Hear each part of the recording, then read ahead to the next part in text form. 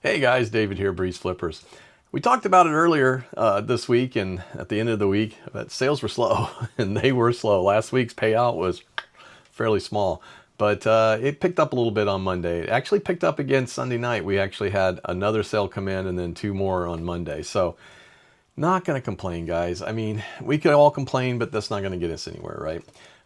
But hey, I had a couple good sales and some good things that came through, and I'm staying positive about this because this is just that. We'll talk a little bit about the economy and what's going on, but I think it has a lot to do with just the time of the year, right? So, but we did have a few sales, and we did have some sales that went out Monday. I'll pop those up on the screen because I think they were cool sales. Okay, the first one, and this happens a lot, guys. I got to tell you.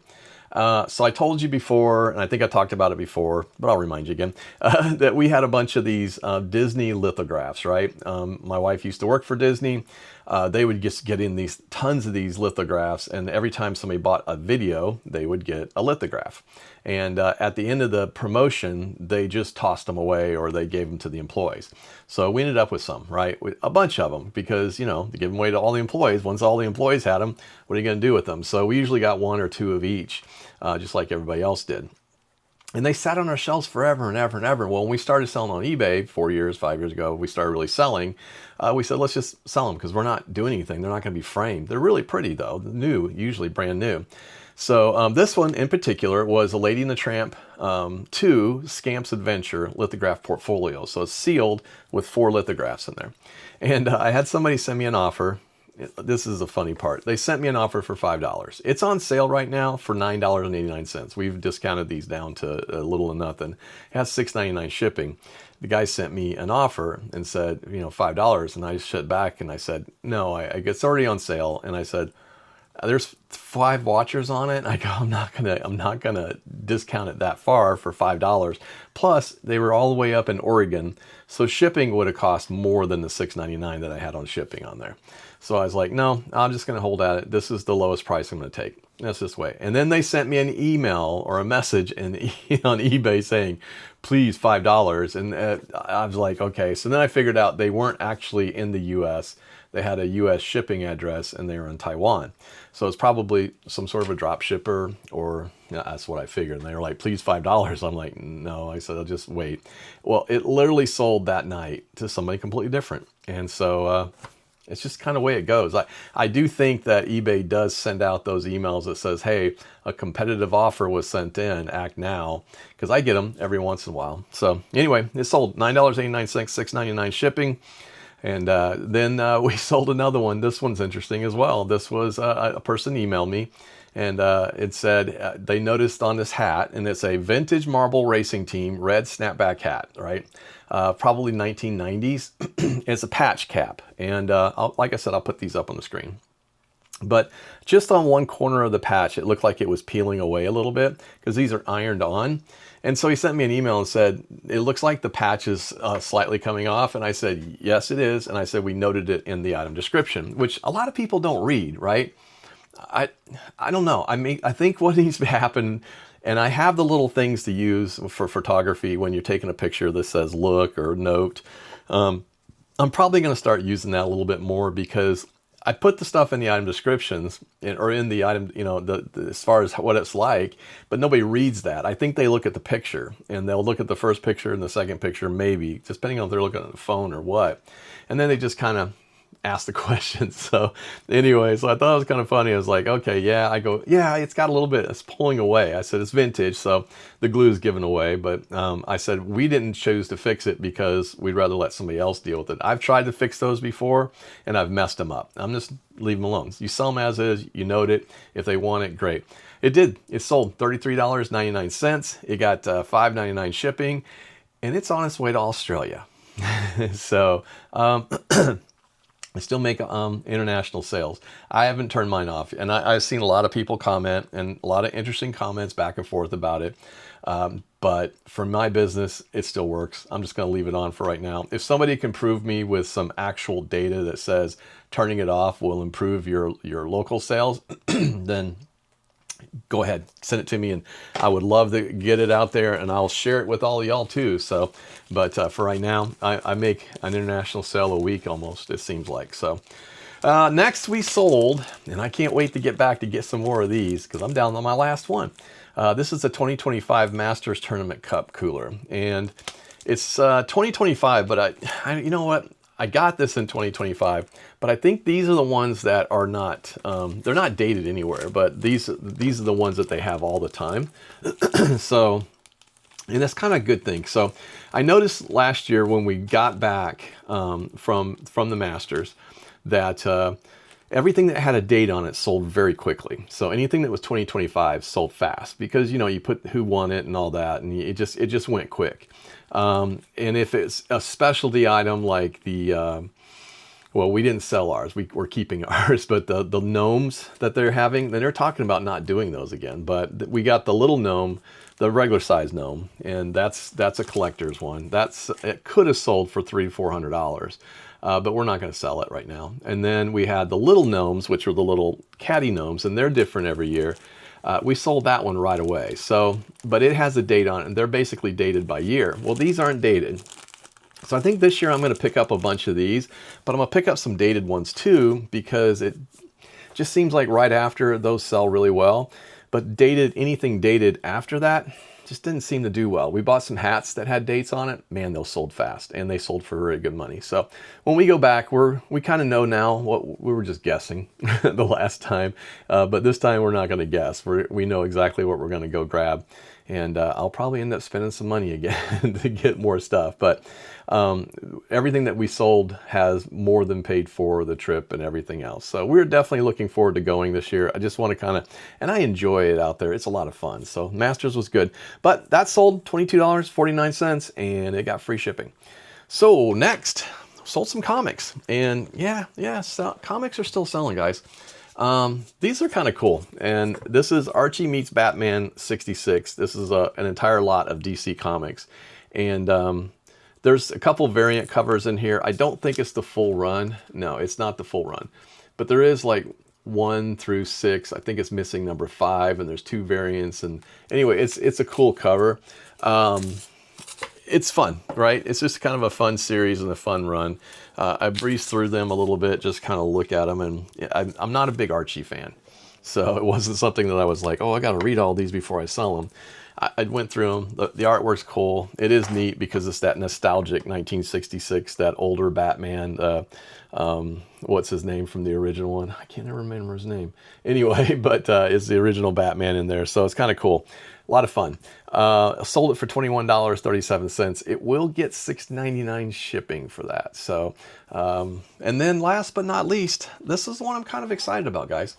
All right, so this is a 8.5 Omega the Unknown #1. All right, and we'll talk more about this because I think this is something to note.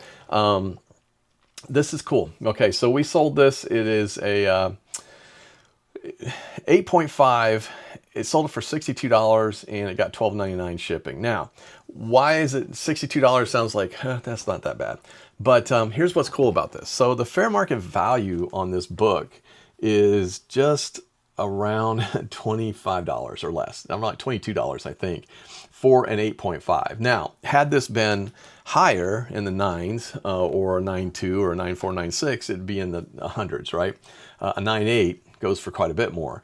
But an 8.5, not as much. So it kind of gives me a little bit of hope, right? Because I'm thinking there's something good about that. It means that collectibles are still selling. And we'll talk a little bit more about that because I think there's a lot of stuff going on right now that makes sense. But I mean, we are moving some inventory. Not like crazy, but we are moving some stuff, and stuff is moving. So, you know, when you start looking at what's going on in the economy, and I think, you know, this is part of what I was thinking about today. But, you know, January and early Q1 are typically softer for retail sales. I'm not the only person that said sales have been slow. I see it everywhere. I see so many memes and people talking about how things are just slow right now. And that's just, I think it's just the time of year, guys. You know, you got to think about it. Right now, most consumers are getting hit with credit card bills from Christmas. That's just that time. It's after 30 days, you know, the bills are coming in, even the delayed payments or anything like that. So, you know, there's a little bit of that holiday spending pullback that happens. There's a lot of people resetting budgets, you know, saying, okay, well, we've done this. Now we got to get back on track. Let's see what we can do. We got to cut back a little bit, save some money, pay off that bill, whatever it's got to be. But if you look at U.S. retail data, it consistently shows a dip after December. There's the peak in December and then it dips. It's not a panic time. It's just the seasonality of things. But we also saw some other stuff happening, especially in the resellery world here. USPS rates, you know, jacked up, and some of them fairly significant enough that you notice it, right? So the higher shipping costs, you know, ticking up has kind of slowed some things down, making it harder sometimes to buy stuff. And then, you know, there's been some changes, at least from a reseller standpoint, you know, with the promotional thing on eBay and stuff. So, you know, we still are dealing with inflation, hasn't gone away, unfortunately. Interest rates are still fairly high. So I think discretionary spending just tightens up early in the year and people just don't spend as much. But I think the key is that the economy isn't crashing. It's not, so far it looks like it's not. It's recalibrating. I think there's a recalibration going on. I think it just happens every year at the beginning of the year. And collectibles, stuff, a lot of the stuff that I sell, they historically hold up better than like fast fashion or impulse categories, right? So, which is why I think this one beat fair market value and why it kind of got my attention. I mean, this is cool. I mean, selling over fair market value means that there are still people out there collecting things.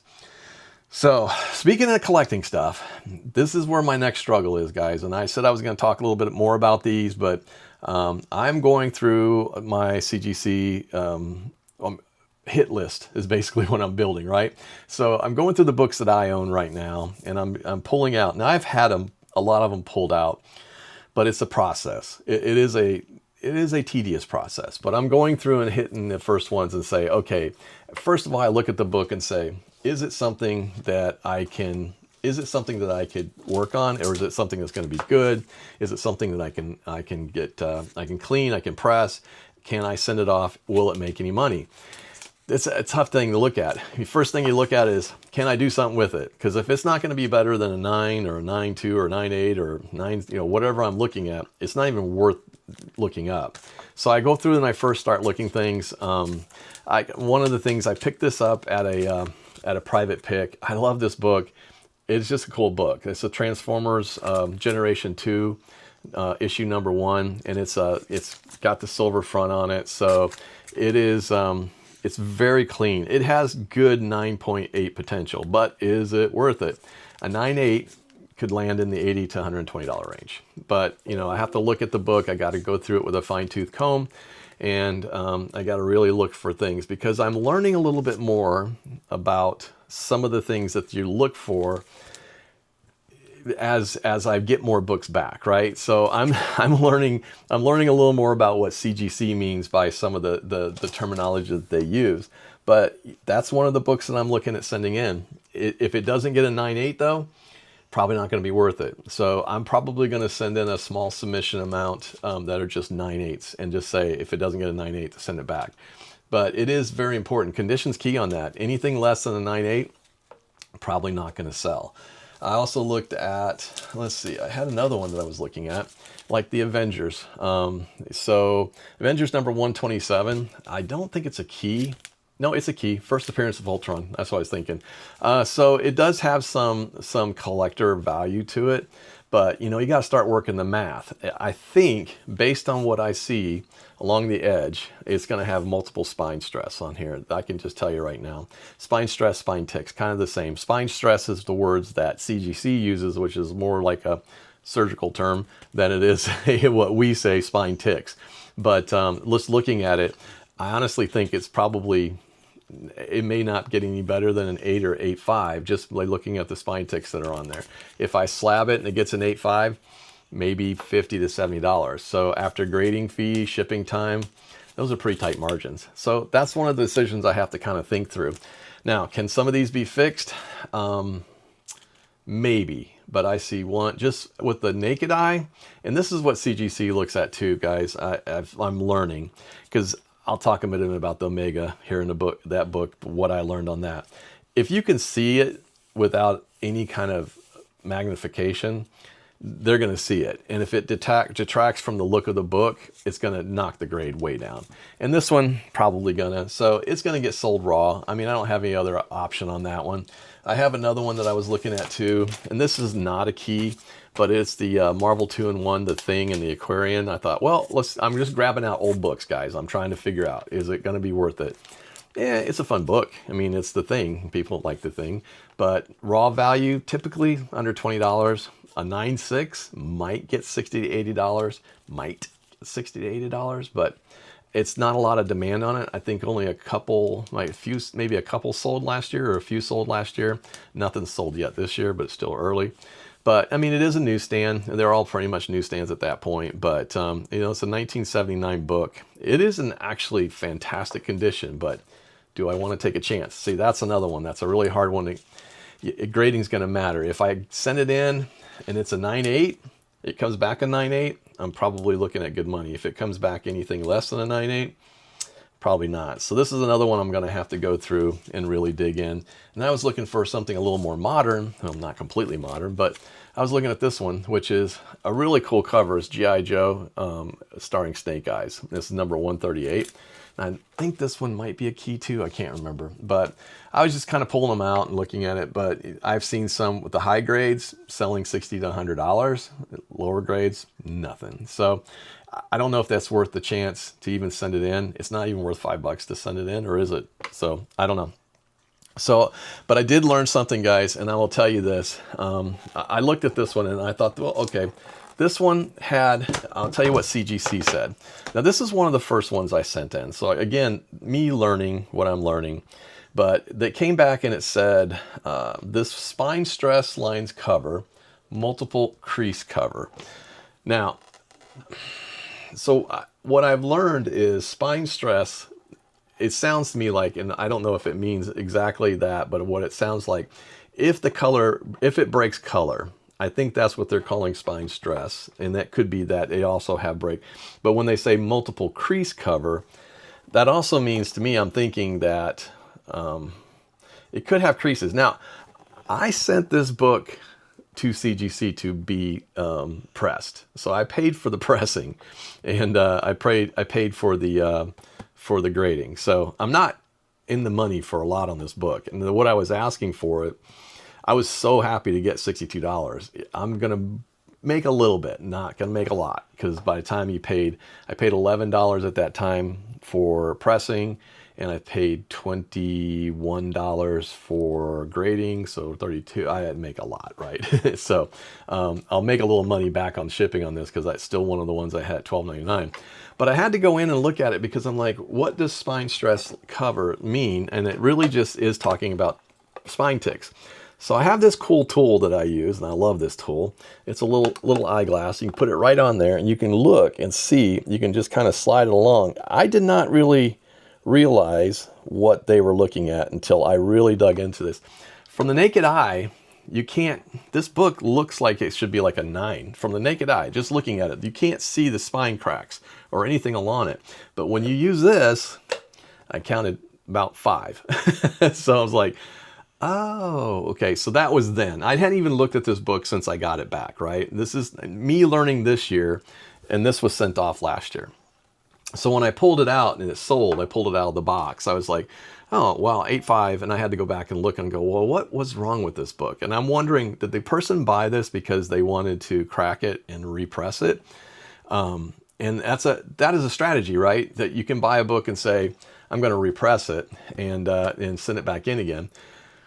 You could do well. But on this book, just looking at what I've now learned about spine stress, it's got too many. They're so small. I mean, they're so small. They're hard to even tell that they're breaking color. But the fascinating part to me is on the back of this, and you're not going to probably be able to see that. Well, maybe you can. You see the discolorations in some of this? So this looks like a printer error, or it could have been, looks like it might have been up against something. It wasn't even noted that that was on there. So I guess maybe that's either a printing error or something that they're not counting. But it's kind of like the red smeared in the background. And I don't think that's supposed to be there because it doesn't look like it's supposed to be there. Or it could be something that's faded through the back from the back page too. So it's interesting, but the things that they do count and the things they don't count. However, I think the exciting part is that it's sold for more than fair market value. So it got me thinking too a little bit about, strategy, what's going to be next. And, right now, just like everywhere, we run through our slow times for sourcing, and we're in a slow time for sourcing. Garage sales are hit and miss. We've done pretty good at the flea markets recently, but garage sales, we just, you get lucky one day and then, there's a few good ones and then there's not. So, but it got me thinking about, as far as what I'm doing is, going out, cleaning books and sending in books to CGC. I think I'm going to change the strategy a little bit. I mean, I'm always looking for, I go to different places and I buy, cheap books, and I say, okay, can I clean them up and flip them or do something with them? But what I really haven't done is hit a strategy of going and looking for particular, like a hit list of books. So I think what I'm going to start doing is, I got some decent comic shops around here. I'm going to start hitting up the local comic shops a little more aggressively.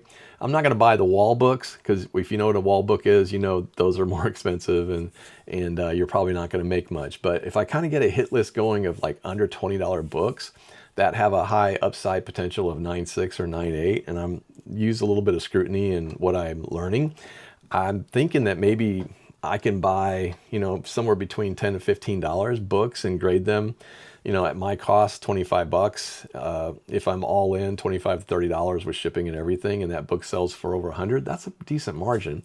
I could flip a few of those and get something back. But again, it's one of those things where I need to kind of not just go into the comic book store and sit there and look at them and go, oh, can I look them up or that? Just go in with a hit list and say, these are the books that I'm looking for. Let's see if I can find them for under $20. And I think that's what I'm going to do, because there's some, McFarlane books and different things that might be a good hit on those. So this is kind of a strategy. Let me know what you guys, if you guys are flipping comic books or you're going out and buying them, what are you doing? I look at a lot of people that are doing this, and I see that it works pretty good for them. So I know, like I said, I follow a couple people, Immaculate Comics and Improved Comic Collecting. Those are the two that so Immaculate Comics, I've learned a lot about pressing, and Improved Comic Collecting, I like that guy. Go look at his site, because he does that for a living. And he made a comment that he made $100,000 last year net doing this, cleaning books and finding low value, high value books with high potential for for a certain amount, and then clean them and flipping them. But he's really good at cleaning them. I'm learning. So anyway, go check him out. He has some pretty cool stuff. But so I'm just trying to figure out what you do in a slow season, and that's kind of one of the strategies I'm doing. I'm also we're working, we're listing a lot of stuff. We've got actually, I've listed all the games. So I've got them all listed. I just got to get some, some of them are in drafts. I've got about 180 listed, or that are going to be going out in the next, over the next like 30 days or 20 days, because they're scheduled, I think 20 days. So I've got a bunch of that. We just got in some stuff this weekend at the flea market, so I'm getting that listed. So I'm catching up. So that's one of the things. And then I've started to list the slabs that I got back, the ones that I'm going to sell. So those are going to start going up here in the next week or so, because they're a little more processed to photograph and do stuff. And I'm changing up the way that I'm doing. Plus, I'm going to re-photograph some of the ones that I have, especially now that I can use this new system that I'm working on to get a little bit better photographs, and then maybe pull in some information directly from CGC so that people can kind of see it, make better decisions about what they're buying. But, and I'm going to start building that hit list while it's slow, try to figure out what I can do, because I love going to the comic book store. There's one of my favorite things to do, but we've got several good ones around here, and the prices are decent. So I'm going to start working on that list. So I'll be interested and curious, any of you guys, comic guys, that tell me, maybe don't want to tell me, but maybe you do. But tell me what you're looking for. What are you guys looking for? What would you be interested in finding if you could find it for a really good price and get it graded? So, but we're trying to set ourselves up so that momentum, using that momentum right now to kind of keep things going, because it's going to come back around. And when it does come back around, I want to make sure the inventory is there to capitalize on it, right? So You know, so we just kind of got that productivity mindset going right now, and that's kind of what we've been working on. You know, I see a lot of people out there. Some people complain, you know, things are bad, da da da da. I get it, guys. I get it. It's hard not to complain, and yeah, but yeah, complain doesn't list an item. Complain doesn't prep your items and get everything ready to list. Complaining doesn't really create an upside to you. It just is, you know, complaining. I catch myself wanting to complain too, guys, and I ask, you know, what did I do today then to move the needle? I mean, that's really the reality, right? So, but, you know, like I said, 2026, we're starting out. It's not broken, guys. It's just, I don't know, it's cautious. I think that's what it is. I think with the higher shipping rates and, you know, I think consumers are watching their spending. So I do think that it's just a time of caution right now. So, but I think there's still opportunity, guys. And I mean, because the demand is right, and I think it's still there. So I think that there's still opportunity. And yeah, I mean, sales are up and down. It feels slow. But hey, if an 8.5 bronze age slab just beat fair market value, it tells me something, right? So there's still something out there, and there's still collectors. So anyway, I hope you guys are muddling through this and getting through it and staying positive, guys. Stay positive. There's a lot of worse things that could be going on right now, right? I mean, there's a lot of worse things that could be going on right now than just slow sales. And I think they'll kind of pick up. Do something in your store every day. That's all I can say. That's what I've been trying to do. Running sales, I'm up in sales, changing sales. I'm going to send out a newsletter this week. I haven't done one in a month. So I'm going to send out some newsletters and thank some people. Oh, and just one more time today, it happened again. Somebody left a comment or left a review and a feedback on the package that they received, and they were so thankful that they got that card, that thank you card in there. And guys, I know we talked about it last time, and some people were like, I don't put anything in there. That's fine. It works for us. And the little thank you card is such a small thing, but it's signed, it's personal. You know, we put our information on there, we put ourselves out there, and, you know, I'm not begging for feedback on it. Trust me, I don't do that. We just want to say thank you. And that, I think it makes a difference to some people, not everybody. Some people just open the box, take their thing out, throw everything away. I get that, but some don't. So anyway, it's kind of cool. Well, that's what we got going on, guys. And like I said, the sales, I'm expecting to stay steady and keep picking up. I'm hoping they do. So let me know what's going on with you. Drop a note. Again, thank you for being here. If you had a chance to, if you're here this long, hit the like and subscribe. We're going to probably be doing some more stuff this week. And I'm definitely going to talk more about comics in the near future and show you what I'm working on and what I'm getting ready to submit. I'm David, BreezeFlippers. We'll see you.